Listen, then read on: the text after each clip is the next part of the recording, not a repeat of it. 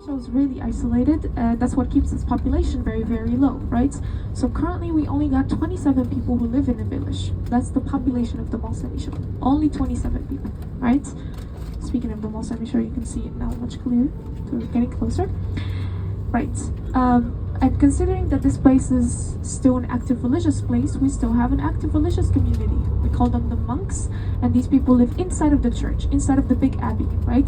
They have residencies inside. We have about 12 sisters, 3 brothers, and 3 priests, and these people live inside of the abbey, not outside. The rest of the population live outside of the abbey, and they have a couple of houses around, but they're mostly restaurants or hotels. Architecture de Notre-Dame de Paris in the 1800s, so the renovations of Notre Dame. And then you got the abbey, which is the big castle through different eras. You got at the bottom the Romanesque church, that's the oldest one. And it's very humble, it's very small, it's very dark. And then the more and more you climb, the bigger it gets, the more opulent it gets, and an island to the land.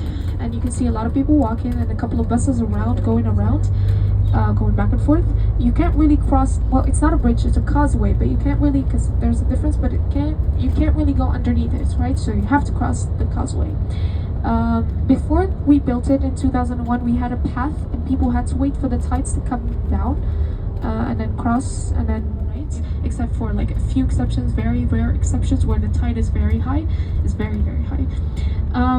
And these, if you came here, I would say 35 years ago, maybe it's not your first time, but if you came here 35 years ago, you'd be able to take your car, your bike, your bus, whatever you came with, all the way to the bottom of the village, right? So all the way over there.